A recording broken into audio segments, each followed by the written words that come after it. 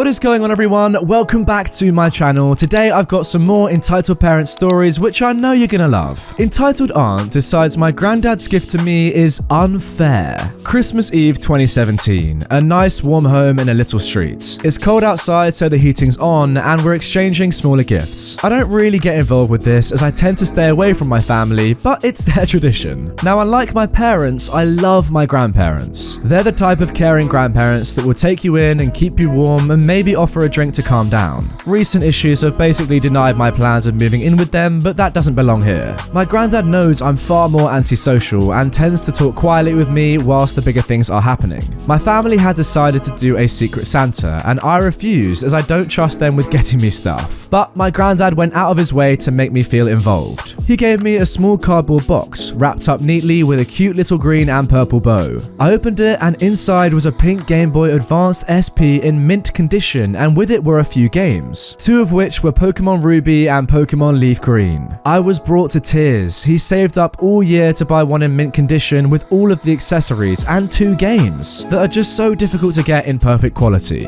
My entitled aunt was not so thrilled. Whilst we were having dinner, we do a buffet, I was sat on the stairs playing Pokemon Ruby. Now, my good cousin brought me some cake and sat with me watching. She's a very good kid, kind and caring, and knows my boundaries. But along comes my entitled cousin who just has to have a go. What's that? Can I play? It's an old Game Boy, and no, you can't. I don't trust people with my stuff. Come on, let me play. You're letting my brother play. Leave her alone, sister. You got your presents earlier. The entitled kid went crying to her mum, who decided to come see what was going on. My grandpa was also around, listening to the situation. What are you doing? Let my kid have a go. I'm a little bit nervous, as like most people here, I'm not confrontational at all. No, grandpa got me this and I've barely used it. My entitled aunt now tries to snatch the Game Boy off me. Give it here now. She's very enforcing if someone goes against her wishes. My grandpa, who had come to see what was going on, gets involved. Aunt, leave her alone. I got that for her and it has nothing to do with you. But my baby wants to go. Now, my entitled cousin is 13, not a baby. Go sit back down with the others or I'll remove you from this household. You know you're not welcome here if you're gonna try this. My entitled aunt reluctantly backed down and took her entitled kid back into the living room, where the entitled kid wailed about wanting a go. My good cousin was allowed to stay with me though.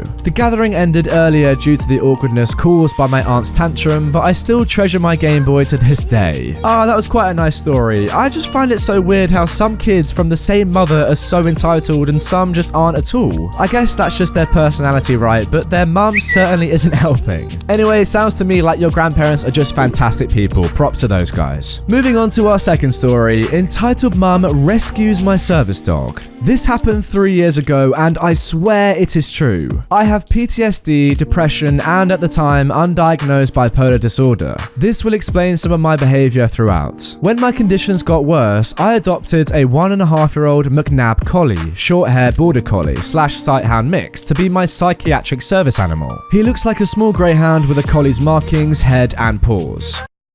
Oh, sorry, I thought I had to wait for a second there. Let's keep going. He is insanely smart and picked up training really quickly. When I would have a panic attack coming on, he was trained to perform a very specific signal to get my attention and alert me to sit down, while he tried to distract me. Now, this is important for later. My wife calls me a fainting goat because when I panic, I lose consciousness with little notice and drop wherever I am. My job was not safe for my dog to come with me at the time, so while I was searching for better employment, my wife would look after him. I was working about 15 minutes away from my apartment at the time when I get a panic call from my wife saying my dog had been stolen. I don't ask questions, I just pack up my bag and jacket and bolt for the door. My manager asks me what's happened and I tell him my dog's been stolen and he tells me to keep him updated. I made it home in 5 minutes and my wife is outside sobbing, with our roommate looking like he's gonna kill someone. I ask what happened and they tell me that they had been sitting on our enclosed front porch next to the complex entrance drinking coffee. It was a sunny day and McNabs are bred for really hot weather, so my dog was sunning himself on the sidewalk on the other side of the half wall that separates our porch from the sidewalk. All our neighbors know him and he is a herder, so he never went more than 15 feet from his pack and would constantly come check in with us. He wasn't wearing his vest or a collar as they were in front of our place. They hadn't seen him for maybe 15 minutes, and when he wasn't on the sidewalk, they panic and start asking people if they'd seen anything. A guy walking his dog said he saw someone loading a dog matching mine into their car and driving off. That's when they freaked out and called me. I panicked and called 911 immediately, saying someone had stolen my service animal. In our state, animals are considered people, so stealing a dog is akin to actual kidnapping and taken very seriously. There was an officer at our door in 5 minutes getting our statement, along with the man who saw what happened and was nice enough to wait. The officer put my number in his phone, gave me his card, and said to call if I heard anything. We start wandering the neighborhood, asking anyone outside if they had seen a dog matching mine.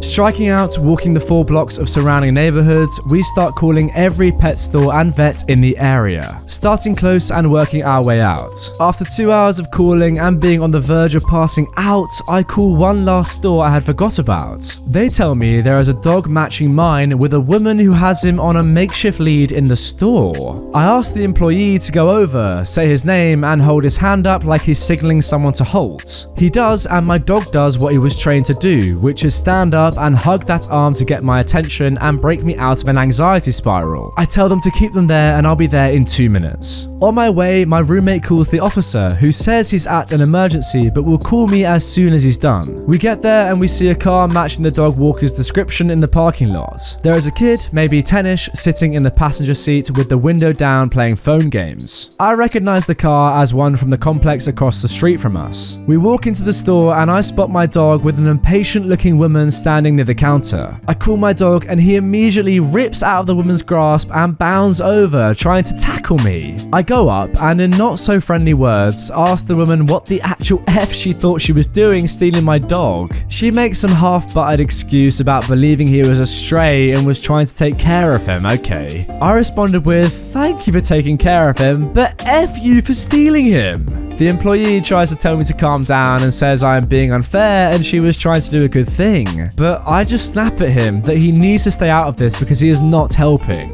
The entitled mum then says in the snooty tone that Karens have patented, "Well, I asked a bunch of people and tried to see who owned him, but no one answered, so I rescued him." My roommate pipes up with, "Lady, I'm 6'3", have bleached blonde hair and was sitting in the sun 15 feet from the dog. You did not try hard enough." She starts to lecture me about starving him because you can see his ribs and he was so hungry. Look, he's got a very high metabolism, he's a working breed, and an allergy to starches, so I make his food from home. He literally eats healthier than I do. She then tells me that it's a lie because he ate an entire 5-pound bag of trashy kibble before they came to the store. He is a beggy food whore, and I about decked her. By this time, she is getting super annoying and trying to act like I'm an animal abuser and don't deserve my dog, and that there was no way he's a service dog even though I have his vest in my hand. She then has the gall to suggest that her and her kid could take so much better care of him. The employee tells me to be more polite and that I was out of line treating her this way, and if I didn't behave, I would be removed from the store. What?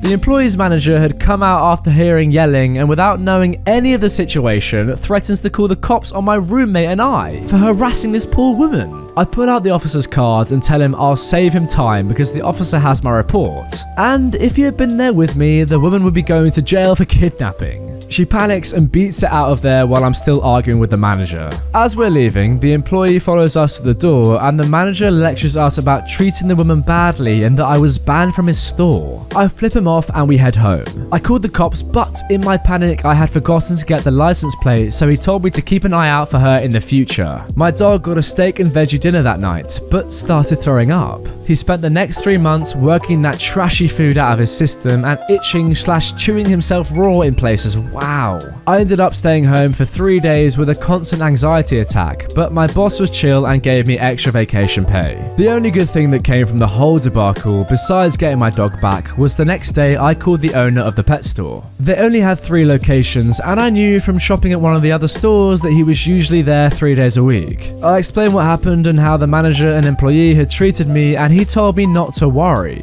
I should swing by his main store to pick up a free cow bone for the pup and he would handle the rest. I found out later that the employee was immediately terminated and the manager was demoted and eventually fired for trashy customer service practices. See, I feel like this is typical in all these entitled parent stories. Yes, I get it, the majority majority of the time, it seems like we come across these horrible, disgusting people. But also, it seems like at the end of every single story, we get the justice that OP deserves. I feel like this story is a clear example of that as well. Anyway, guys, that is going to do it for this episode of r/Entitled Parents. I really hope you guys have enjoyed it. If you have, leave a like and comment below what you'd like to see next. And also, if you want more from me, click the playlist on screen right away. With that all being said, I will see you guys tomorrow with 2 more fresh uploads on the channel.